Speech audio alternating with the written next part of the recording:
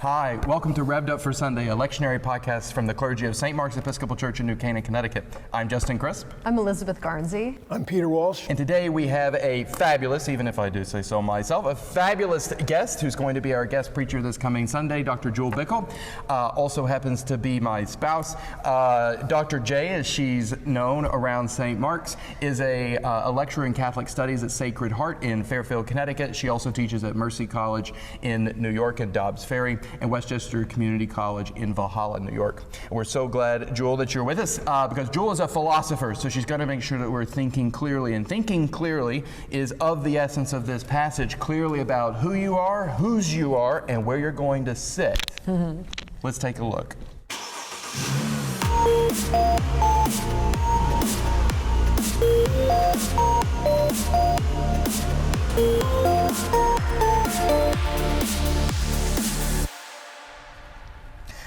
A reading from the Gospel of Luke, the 14th chapter.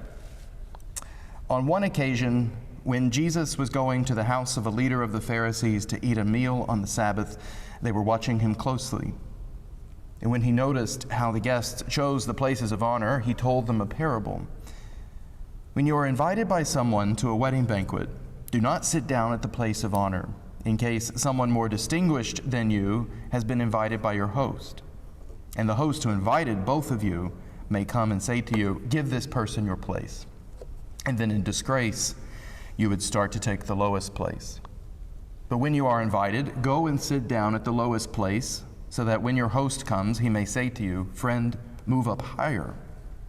Then you will be honored in the presence of all who sit at the table with you.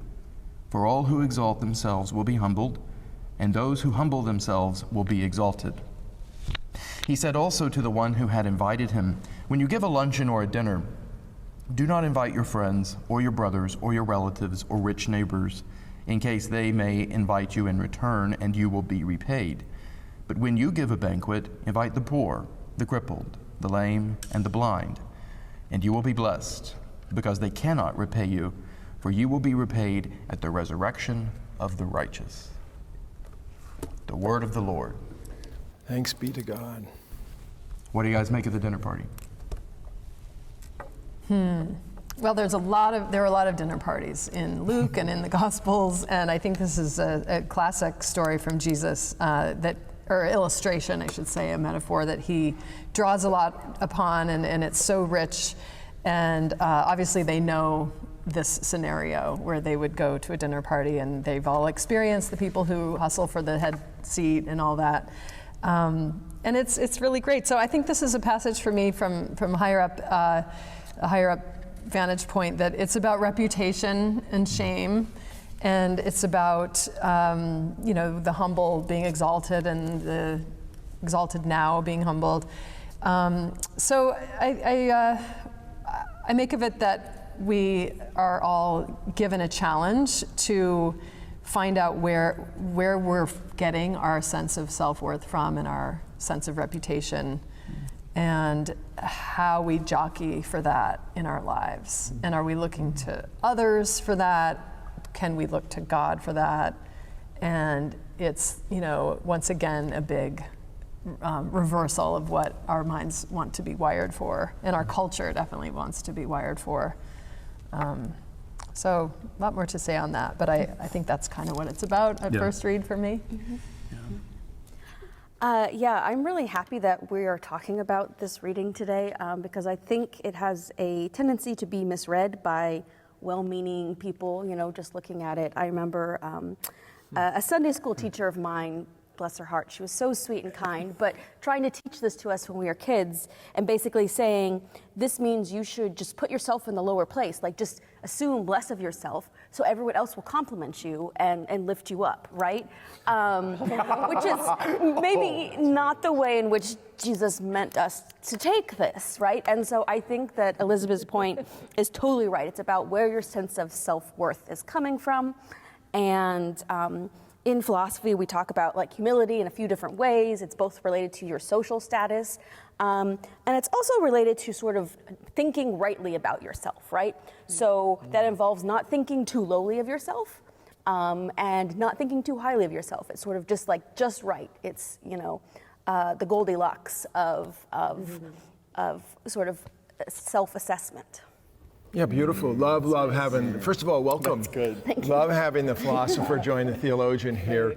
We have a couple here. They both have PhDs, one in philosophy, one in theology. They have a lot to say to each other.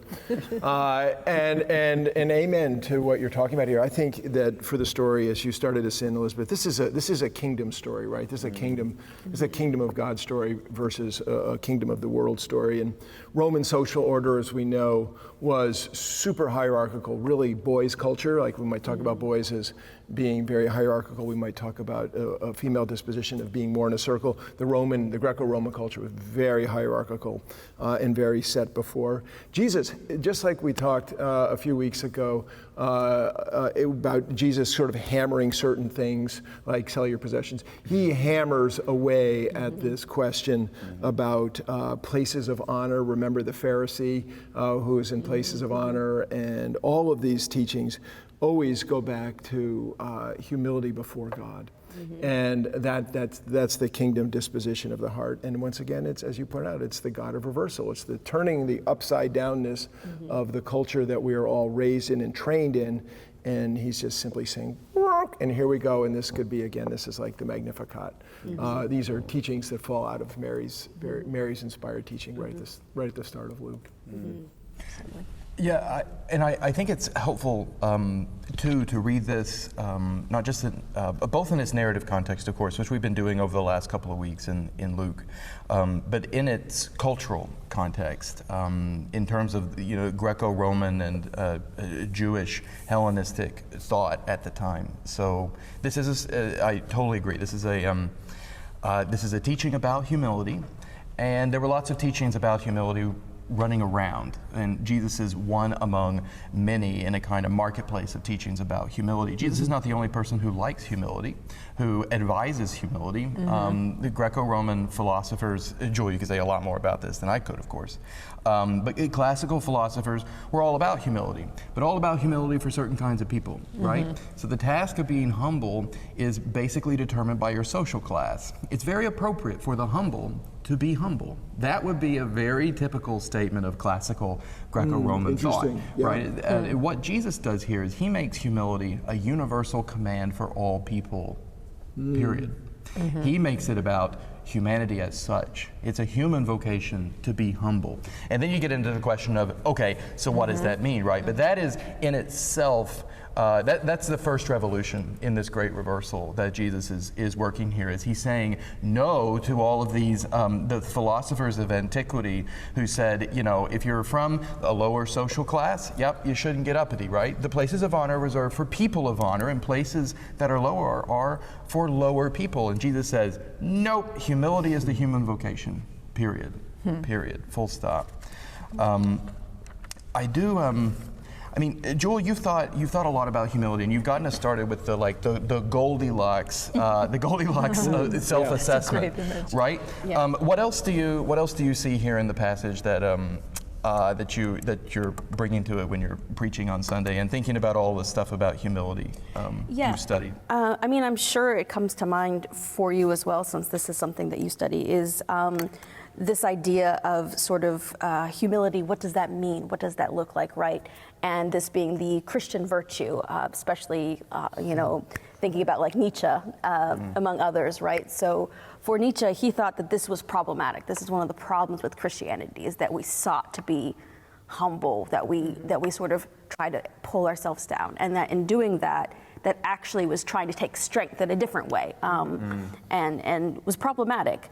And I think that this does a good job of sort of showing that he just misunderstood the whole question, right? The whole thing is not about social status. It's not about a fake humility, a false humility. It's really about what happens at the very, very end of this reading, right? It's about inviting the people to the banquet who cannot repay you. And that's really sort of the heart of what's going on. Yeah.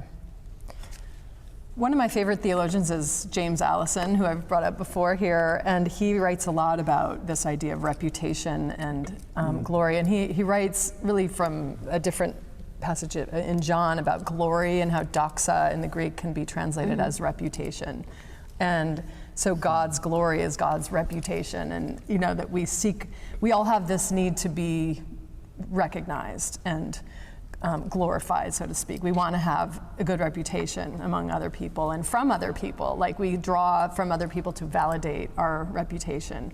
So we seek a way to be approved by other people, and in doing that, we become like them. Like, we want to imitate other people because that's what's approved of. And so we'll shame the people they shame. We'll cut out the people they cut out. We'll elevate the people, the proverbial they. And then we fit in, and then we get to be raised up into this place of good reputation, or, glorified in the circle. So James Allison writes about that, and then talks about how God has a terrible reputation. God is the victim. The reputation of the victim is equivalent of God. God takes that place, Jesus takes that place. And so to take on the glory of God is to be prepared to lose the reputation that we seek to gain from others in our culture, and to take the place of the victim. And I think that's something what's going on here, where to take the place of the lowly place is really to take the place where some would put the poor, the crippled, the lame, the blind. And the host will raise you up, host being Jesus. Because Jesus also teaches a lot about the false humility of how, it's tricky, because when his lessons are the first will be last and the last will be first, we rush to the end of the line so that we can be first eventually, and it's kind of like this double cross, or what do you call it, double jeopardy, or gaming catch-22. There's all these terms. Gaming the system. So we eventually get rewarded for our false humility. And I think I hear a little of what you were telling us that the philosophy was about. So like the Christian or the Sunday school version is, the false humility. Absolutely. Exactly right. But still trying to game the system so that you win. And Right. I know I need to be humble and let Peter in here, but I just have to interject and give you a little insight into our dinner conversation, and just say this is the place where Nietzsche is right. Okay, so Jewelle started out with all due respect, Jewelle, Nietzsche's a great critic of Christianity, right? And he gets some things wrong about humility, etc. But I'll just say this is where Nietzsche's totally right. He's right in the abuses of this teaching. The Sunday school version, right? Oh my gosh, that's the best example of gaming the system that I've ever heard, right? Go to the end of the line, be humble so that other people will compliment you, right? Nietzsche's like, okay, humility is another way of, humility can serve as another way, another form of the will to power. It can serve as another way to gain reputation, actually. There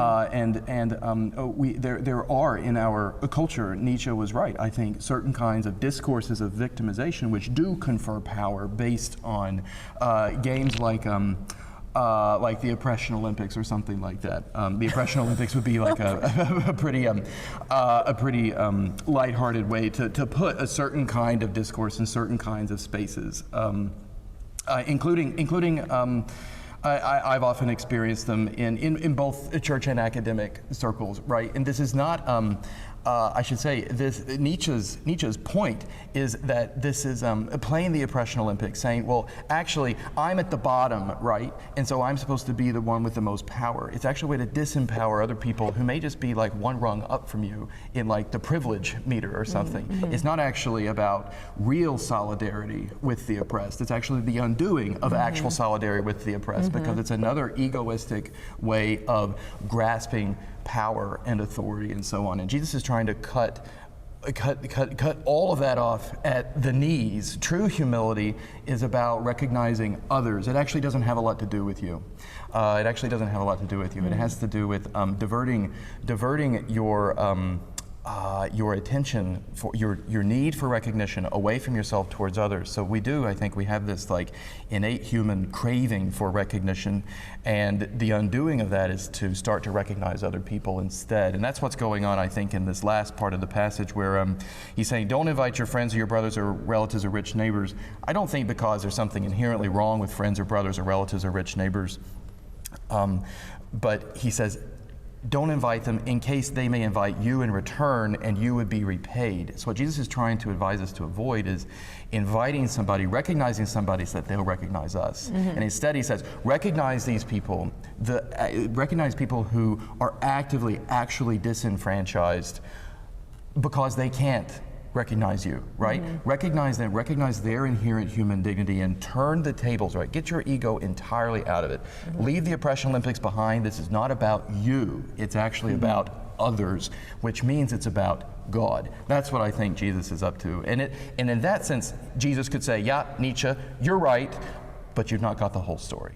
So love your dinner time conversations and our discussion of what's Jesus doing here. So it's really clear that if we get back from the scriptures that Jesus is about dismantling the human psyche as it has been mantled by culture, and he's trying to break that to dismantle that and then remantle, if that's a way to say that, a holy disposition, a godly disposition. And so he uses these examples that are known to all.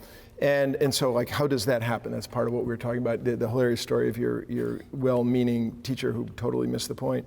And just to say, so St. Benedict gives us this. I mean, this is St. Benedict's rule, and as you all know, anyone who's ever read it, it is amongst the most boring documents ever written by mankind. That's a hot take. And sorry for any Benedictines who are following this, but the rule itself is maybe this many pages, and it's the smallest book that's had the biggest impact on Western Christian spirituality than any other book. And Benedict of Nursia, as he is known, but the father of Western monasticism, came up with the first 12-step program. So the first 12-step program did not have to do with addiction to substances. The first 12-step program had to do with addiction to oneself. And in the rule, which has a lot to do with how the wine cellar works, which that's actually kind of interesting. The first 7 chapters are about spiritual disposition, and the climactic, the Hallelujah chorus and the Amen chorus put together in the rule is chapter 7, is the final chapter, and he lays out the 12 degrees of humility. Now, I've got a copy of that, sort of taking out some of the monastic particularities and to go through what those are. So in the 12 steps, that how does one go about being humble as Jesus is talking about humble? That's what we're talking about here, not Jesus as your teacher was talking about it. But the first step is to recognize that God is God. And so you're not God. The second step is to know that God's will is best for you, rather than your will. So we're talking about the surrender of your will. The third is be willing to receive direction, be willing to receive feedback and clarity from others. The fourth is endure and don't grow weary. Just keep chugging. The fifth is to acknowledge your faults, to come in touch with I'll just leave it at that, to acknowledge your faults. The sixth is to be content with less than the best. So be content without the seat of honor. The seventh is to let go of a false sense of yourself. So let go of all that thing that we mantled and competed for. The eighth is to learn from community. Is to learn from the community that you live in. The ninth step is to listen. So that's to lead with listening, instead of lead with talking. The 10th step is do not ridicule. Do not belittle others. The 11th step is to speak kindly of others. And the 12th step is to be simple and be serene. And so we were joking at the beginning before we turned on the podcast, and they were making fun of me for bringing the rule of St. Benedict, and Elizabeth said, well, it's in my heart, and I don't need the book. And that's exactly what the thing is about, is to say we take not Benedict's rule, but we put Jesus' teachings in our heart, and that this is the love that casts out fear. So that's the conclusion, is if you go through, and the way that the ladder of humility works is it's an inverted ladder, right?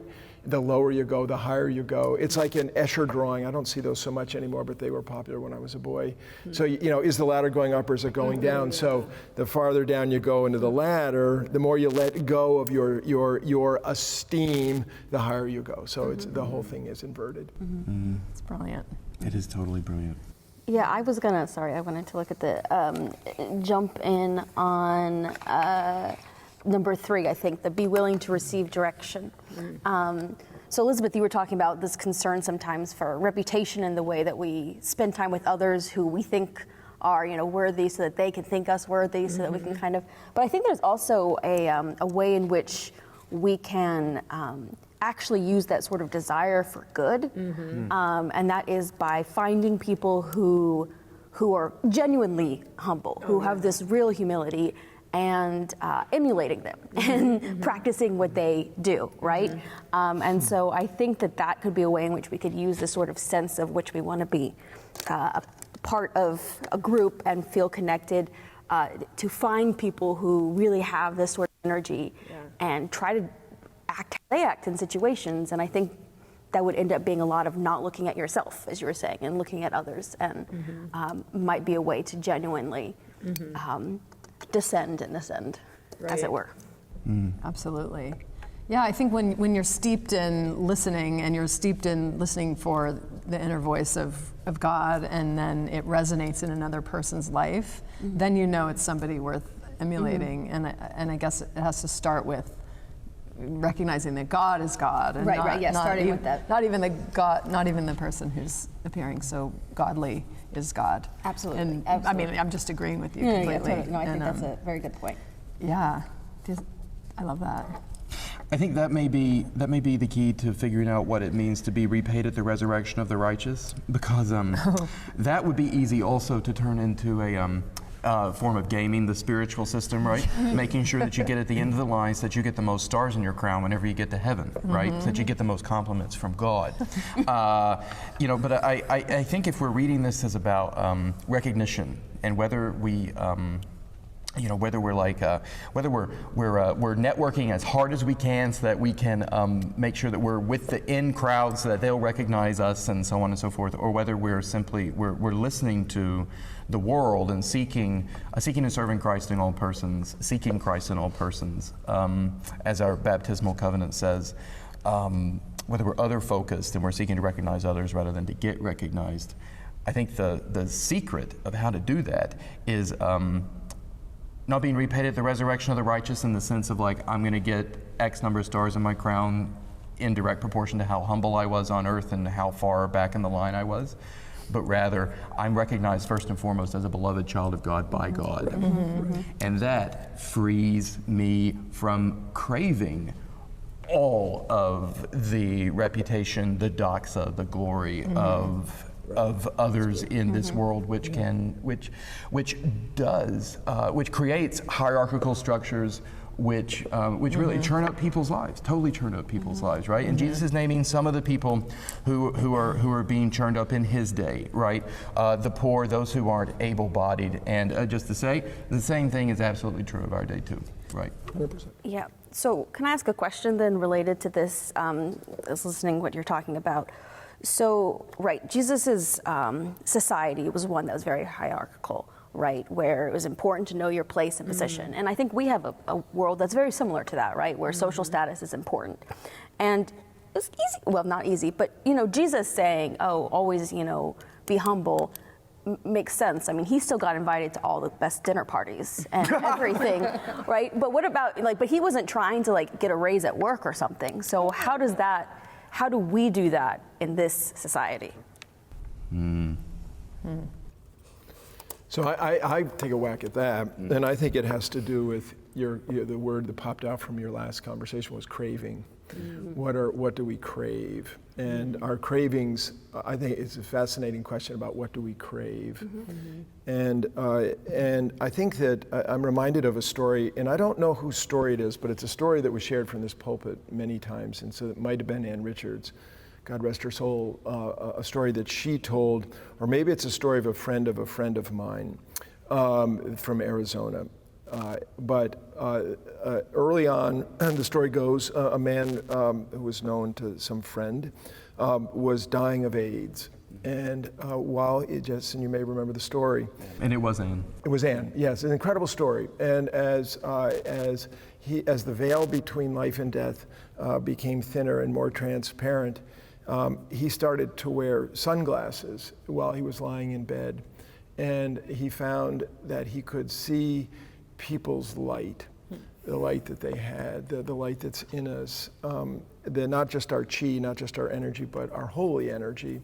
And the light that he saw was overwhelmingly beautiful as he began to see people as overwhelmingly beautiful. And I'm reminded of Anne's story, and also, Justin, you'll be able to help me if I get it wrong, maybe Gregory of Nyssa, and if not Gregory of Nyssa, one of his compatriots, saying, get out of the way for the image of God, get out of the way for the image of God. And you have to clarify my story here, but and so if we had the eyes to see the beauty of other people and the gorgeousness of who we all are as just the image of God, the craving for this, me first, it just melts away because we have the right disposition of the heart.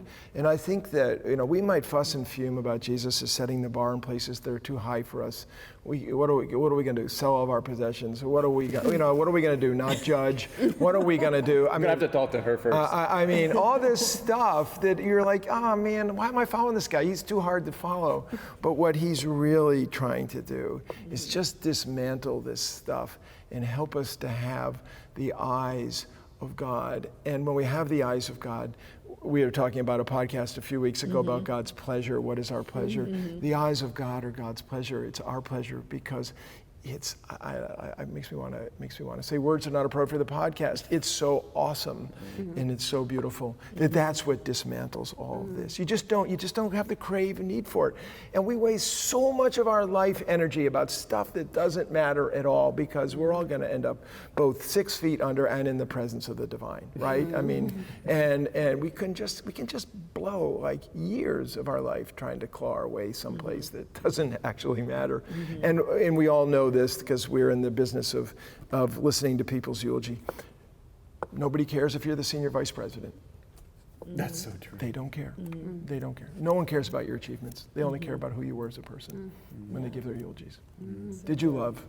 Did you see beauty in others? No. They don't care. And also I notice in so many eulogies that everybody does have the love and the beauty. I mean, there's a degree in every life that is just transcendently for eternity. Okay. And so, right? I mean, everyone. Yeah, and so then can I share my favorite eulogy of all time, which is a terrible eulogy, but it's my favorite eulogy of all time. And the world is so small that at this funeral, there was a man died. His son was there with his wife. There was one other person. There was a daughter, and then there was one other person, and me. And it was in a side chapel. And this man had abused his son. And this was a story of a family system that was about the worst family system you could ever imagine. And his son wanted to give a eulogy, and I was fine. And he got up in front of the 4 of us and said, "My father loved me, he just couldn't show it." And he sat down. And I never forgot it. So even in that life of terrible terror, he could recognize that there was a good thing in there. And so just to say there is beauty, there is something to see in all that. Sorry for that story, but an incredible story. Wow. Yeah, I think the one thing that we really risk missing in life, and that Jesus, I think, is pounding away at in story after story, is just the fact and reality of the gratuity of the lavishness of God in our lives, and that's right here in front of us at all times for the taking. And Jesus is constantly trying to free us from this scarcity fear, this idea that there isn't enough for me, there's not enough for everyone, I have to hustle and get my share, and then we scramble through life thinking, I don't have what's coming to me, it's not enough. And Jesus is constantly like it's right here. Just relax. You know, come to the table. Let others be at the table. You know, he's created this culture of gratuity for us to move into, and we can't see it. And like, he's constantly trying to get our eyes opened to that. And this idea that, you know, we need to be repaid. It's like everything we have has come out of this bounty of lavishness. And the way forward is I mean, I always wanted to write a book entitled The Fight to Surrender. That it's about letting go that we gain. That's, you know, that's it's not about. Yeah, your fist can't receive if you're like. About, Totally. Yeah. Hey, God is speaking of the lavishness of God, Jewelle and I are much devoted to Thomas Aquinas and to the person who taught us Thomas Aquinas, Dennis Turner, and Professor Turner loved that. He said that Thomas said that God is maxime liberalis, and that doesn't mean that he's maximally liberal, like he votes for Democrats or something like that. It's liberalis as in free-handed. God is liberal in the sense that God is just lavish. God lavishly bestows all of who God is, just over and over and over. God is maximally free-handed, just period. And if we just saw that, we might have the courage to exit the race to be seen in this world. If we could just see ourselves as God sees us, we can exit the race to be seen here. You're the preacher, Jewelle. Do you have a last word? No. But it's very humble. It's incredibly humble. We're not accustomed to that around this table, Jewelle. You're going to throw the balance of power. We're more in the mode of Moses in the book of Numbers, where it says Moses was the humblest man in all the world, which is like, you know, we're in the race to be most humble. She'll have her last word on I Sunday. will. Yeah, that's right. Yeah, you'll have to hear me then. So. One of us at the table is actually humble. Which one? Yeah. Oh my gosh. I'm trying to see all of you properly. In any case, we hope that this conversation has been light in life for you, that you would see yourself as God sees you.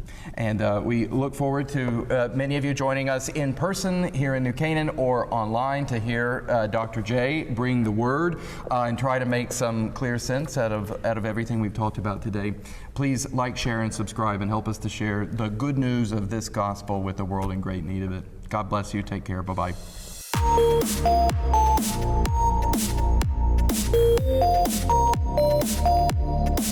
Thank you.